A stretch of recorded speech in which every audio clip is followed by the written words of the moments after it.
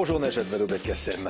Vous avez été ministre, notamment ministre de l'Éducation nationale. Vous êtes aujourd'hui la directrice France de l'ONG One, qui a été fondée par le chanteur de YouTube Bono, et vous êtes aussi la présidente de France Terre d'Asile. Évidemment, vous avez suivi de très près ce sommet pour un financement global qui s'est tenu en fin de semaine dernière à Paris. Vous êtes satisfaite des résultats ? D'abord, je pense que c'était une bonne chose que le sommet ait lieu, honnêtement. Et d'ailleurs, nous, on en a profité en tant qu'ONG avec d'autres ONG intéressées par ces sujets pour pousser les feux le plus possible des sujets qui nous tenaient à cœur, la lutte contre l'extrême pauvreté, en l'occurrence chez nous, autant que les questions climatiques.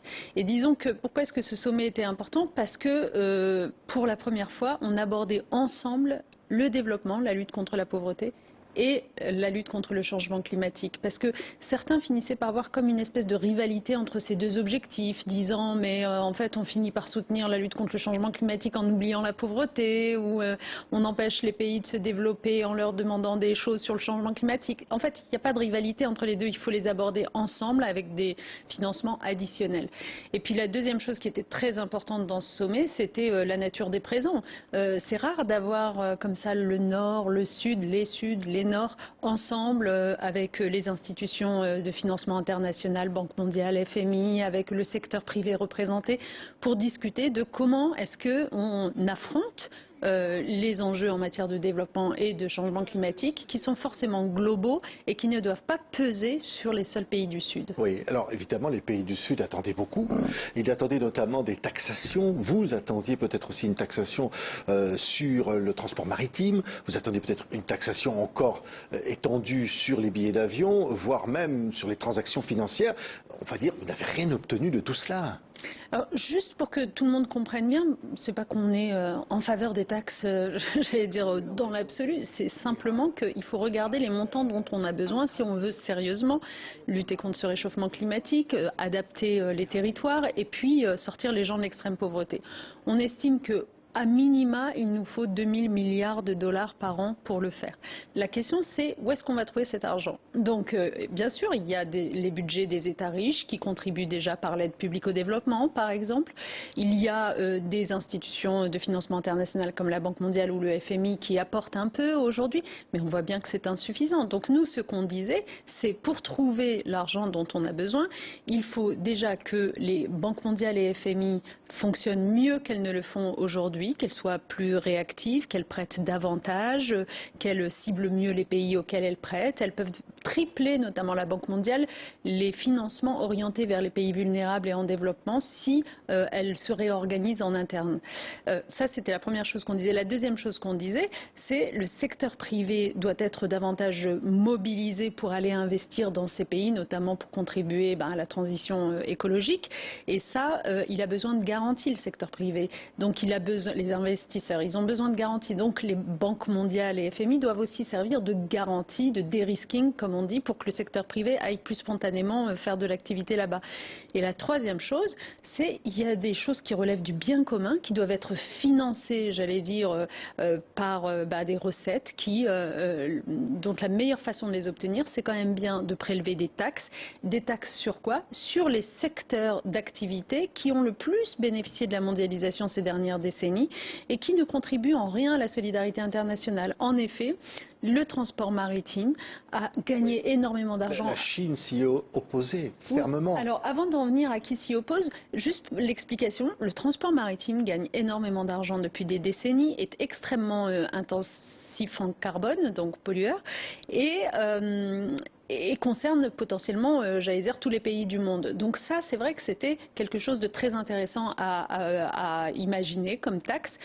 Oui, pour l'instant, la Chine et les États-Unis s'y opposent. Cela étant, on peut commencer avec une coalition de pays volontaires. Et je pense qu'il ne faut pas s'arrêter en si bon chemin en disant bah non, parce que ces deux pays-là n'en veulent pas, nous ne ferons rien. Mais Emmanuel Macron a répondu à ça. Il a dit ça ne sert à rien si on est les seuls à le faire. Ça n'est pas efficace, une taxe comme ça. Alors là où je peux le rejoindre, c'est qu'à choisir, c'est vrai que nous, chez One, nous avions une préférence pour la taxe sur les transactions financières. Pourquoi? Parce que voilà encore un autre secteur d'activité qui a beaucoup bénéficié bénéficié de la mondialisation. Les transactions boursières ont été multipliées par 300 ces 30 dernières années. Elles rapportent énormément d'argent à ceux qui boursicotent, à ceux qui spéculent. Les spéculations d'ailleurs se font souvent sur les crises. Vous savez que l'augmentation de la famine, l'insécurité alimentaire post-agression de l'Ukraine, notamment en Afrique, c'est moins le résultat d'une raréfaction des biens alimentaires que d'une spéculation sur le prix des biens alimentaires. Donc il faut vraiment avoir tout ça en tête pour se dire en fait oui, les transactions financières elles méritent d'être taxées. Elles ne le sont quasiment pas aujourd'hui. Il y a quelques pays qui appliquent une petite taxe sur les transactions financières, c'est le cas de la France, mais à l'échelle universelle elles ne le sont pas. Nous, on l'aime particulièrement cette taxe parce qu'on a étudié qu'elle pourrait rapporter jusqu'à 400 milliards de dollars par an. Vous imaginez cet argent comme il serait utile. Pourquoi on ne le fait pas? Pourquoi on ne le fait pas? Ce qui bloque, c'est au fond de dire c'est un système qui se protège, c'est un système qui... Il y a une forme d'hypocrisie, on va dire, derrière tout ça. Je pense qu'il y a du lobbying déjà des principaux concernés qui ne souhaitent pas être taxés et qui arrivent à faire entendre leurs arguments beaucoup plus que la société civile, les ONG, voire les pays du Sud. Ce qui était très intéressant dans le sommet, j'ai trouvé, c'est d'entendre la voix des pays du Sud et notamment d'un certain nombre de leaders que je pense l'opinion publique française a découvert à cette occasion, comme Ruto, par exemple, le président du Kenya, évidemment Mia Mottley, la première ministre de la Barbade, ou même, c'est différent, mais le nouveau président de la Banque mondiale, des gens quand même, Ajay Banga. Ouais. Il y a plein de personnalités qui sont apparues aux yeux de tous, et s'agissant de ceux qui viennent du Sud, on peut se dire en fait les Suds n'ont plus l'intention d'être simplement dans la position de quémander quelque chose et d'attendre que le Nord prenne des décisions pour eux, vienne à leur aide, comme ça a trop souvent été le cas par le passé. Ils étaient là, ces chefs d'État du Sud, vraiment pour dire voilà nous quelles sont nos solutions pour le monde, pas que pour les Suds. Et ils étaient là en plus en force parce que l'un des regrets qu'on peut avoir à propos de ce sommet, c'est qu'il y avait 24 chefs d'État africains, 24, c'est quand même beaucoup. Il y avait seulement 4 chefs d'État européens. Donc les pays du G7 en particulier ont été quand même assez peu présents. C'est un vrai regret parce que c'était l'occasion pour le Nord de montrer une espèce de considération. Parce que c'est ça le procès qui est fait au Nord et aux institutions financières internationales par le Sud, c'est vous prenez des engagements à longueur de temps que vous ne respectez pas. Regardez les 100 milliards que vous aviez promis pour le climat en 2009, on est 13 ans plus tard, vous les avez toujours pas respectés. Regardez sur les droits de tirage spéciaux du FMI, sans rentrer dans les détails, mais enfin un certain nombre d'enveloppes comme ça qui sont promises et qui en fait mettent énormément de temps à arriver. C'est ces dysfonctionnements-là auxquels il faut mettre un terme si on veut qu'au Sud, on puisse véritablement prendre soin de l'école, de la santé, des investissements nécessaires et finalement avoir une population qui ait des perspectives. Parce qu'en l'absence de perspectives, de quoi rêve tout individu? D'aller les chercher ailleurs, c'est évident.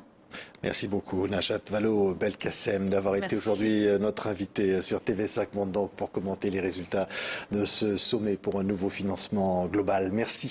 Merci beaucoup.